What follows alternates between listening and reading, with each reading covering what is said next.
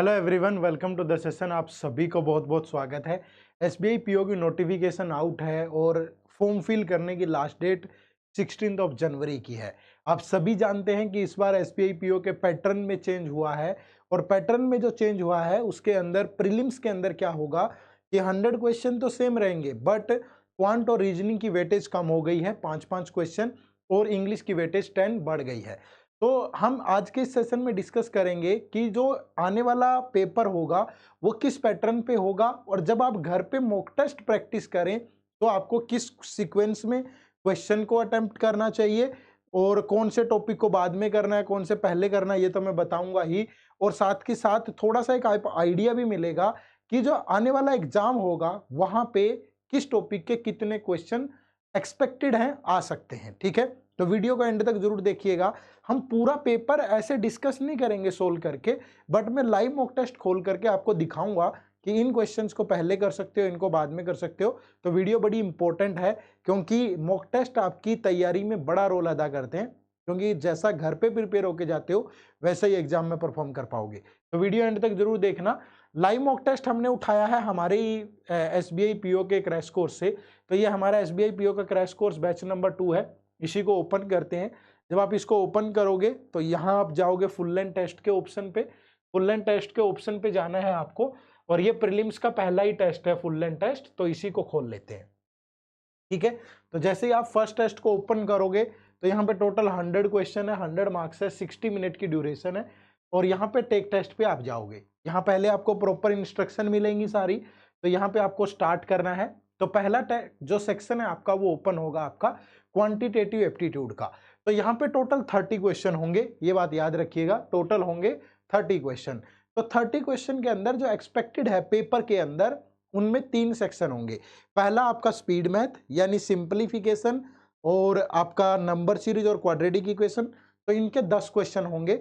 दूसरा डीआई के 10 क्वेश्चन होंगे और तीसरा मिक्सअप यानी कि अर्थमेटिक के 10 क्वेश्चन होंगे। तो ये चीज आपको ध्यान रखनी है यहाँ पे। ठीक है, तो तीनों में से सबसे पहला सेक्शन कौन सा करना चाहिए?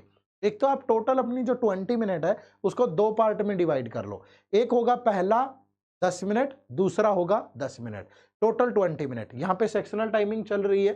ठीक है, तो पहले 10 मिनट में आपको क्या करना है, जैसे आपके पास सिंप्लीफिकेशन का क्वेश्चन है तो आप इसे अटेम्प्ट करोगे। ठीक है, हमें आंसर नहीं पता, हम तो वैसे ही टिक कर रहे हैं, तो आपको सिंप्लीफिकेशन का क्वेश्चन नहीं छोड़ना है पहले में। ठीक है, आप फटाफट अटेम्प्ट करेंगे सिंप्लीफिकेशन का क्वेश्चन, तो ये 5 क्वेश्चन सोल्व हो गए।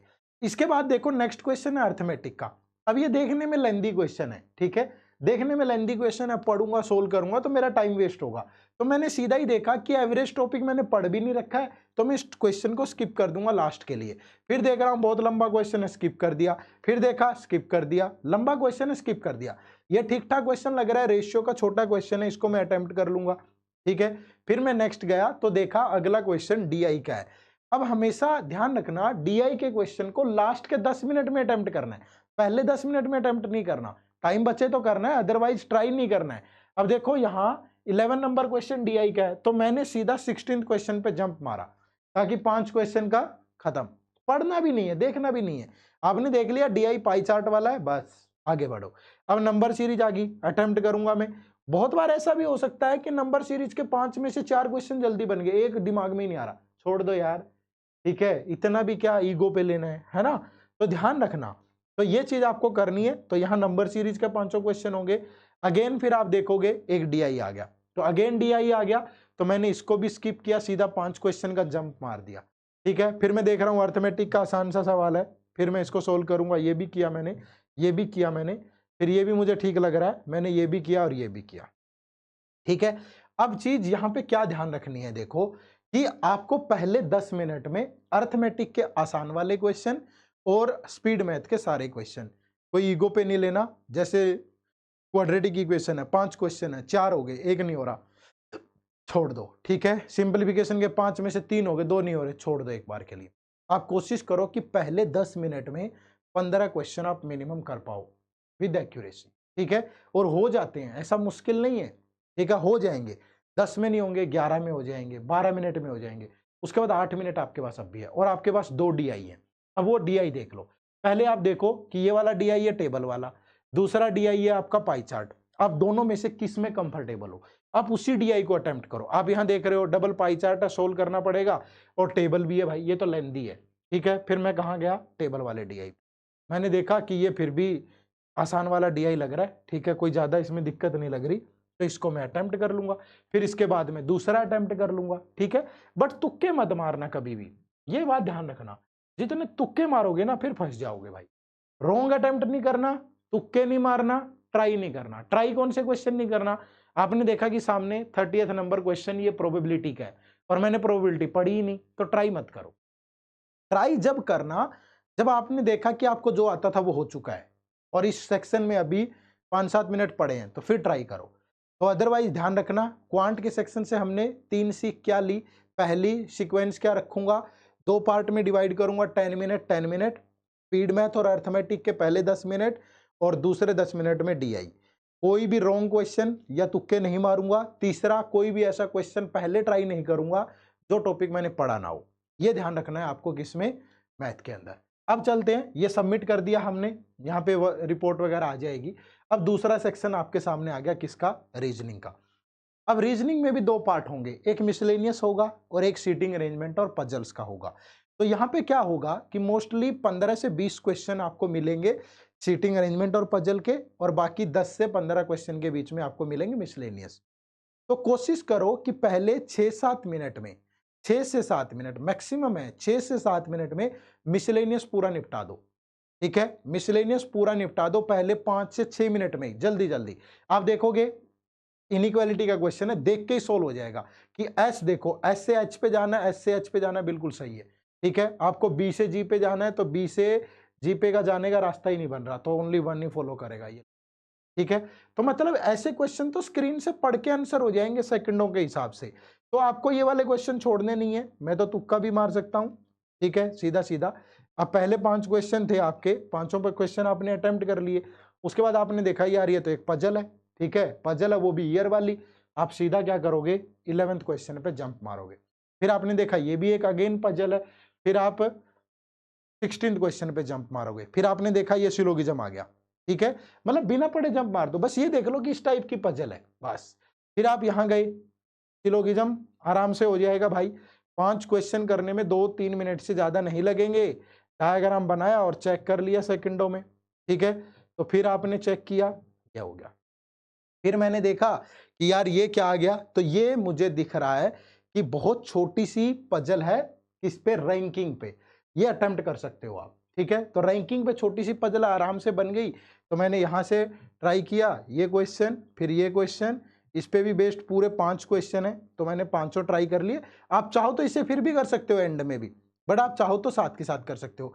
फिर मैंने देखा 7 बॉक्सेज, ये तो बॉक्स वाली पजल आ गई, ठीक है भाई। फिर मैंने सीधा क्या किया, जंप मारा, यहां तो था ही नहीं भाई, बाकी 26 से 30 क्वेश्चन आ गए, तो मेरे पास और कोई चारा ही नहीं, ठीक है।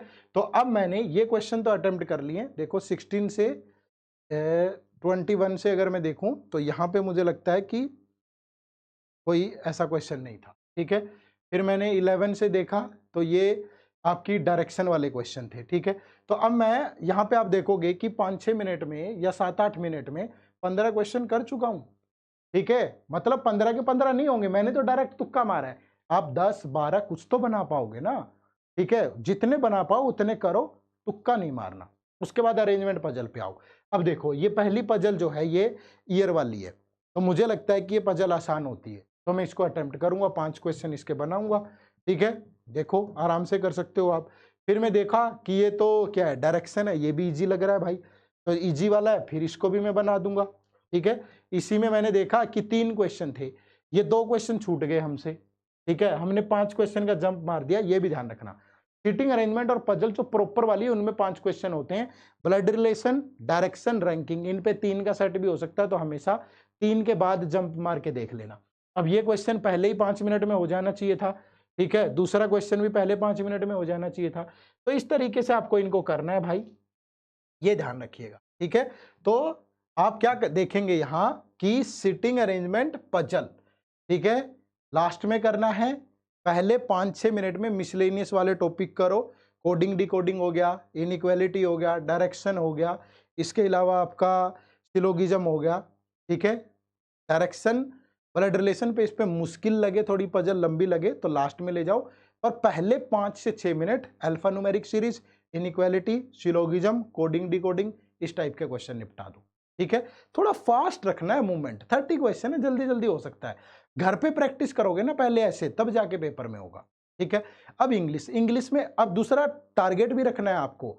आप कोशिश करिए कि घर पे क्वांट में 20 प्लस मार्क्स, रीजनिंग में भी 20 प्लस मार्क्स, और इंग्लिश में 25 इतने आए। आपका टारगेट स्कोर घर पे मॉक टेस्ट में 65 एटलीस्ट हो, तभी आप पेपर में 60 प्लस ले पाओगे। ठीक है, अब इंग्लिश आएगी। अब इंग्लिश में क्या होगा, मिसलेनियस वाला पार्ट होगा, आपका अरेंजमेंट हो सकती है, कॉम्प्रिहेंशन होगा, क्लोज टेस्ट होगा। तो हमेशा क्या करो, अरेंजमेंट, रीअरेंजमेंट, क्लोज टेस्ट और कॉम्प्रिहेंशन, इसको ले जाओ लास्ट के 10 मिनट, और बाकी मिसलेनियस क्वेश्चन पहले 10 मिनट में निपटा दो, जितना भी जल्दी हो उसके, 6, 7, 8, 9, 10 जितना भी। ठीक है, अब आप देखोगे ये तो एक कॉम्प्रिहेंशन है, तो और लंबे वाला कॉम्प्रिहेंशन है भाई, तो कम से कम होंगे इस पे 7-8 क्वेश्चन तो। ठीक है, तो लग रहा है कि in the following passage some of the words. ठीक है, तो ये आ गया क्लोज टेस्ट, है ना, तो ये क्लोज टेस्ट आ गया। तो क्लोज टेस्ट भी हमें अभी तो स्किप करना है भाई, तो मैंने 11 नंबर देखा, तो ये क्लोज टेस्ट खत्म हो चुका था यहाँ। ठीक है, तो अब नहीं चल रहा है, अभी 16 पे जाके खत्म हो गया, 15 तक है शायद। ठीक है, 15 भी नहीं है, 14 तक, 13 तक, कुछ इतना सा है, आप पढ़ लोगे वो तो कि कितने क्वेश्चन है। तो अगर आप यहाँ पे देखोगे तो 1 2 3 4 5 इतना ही है।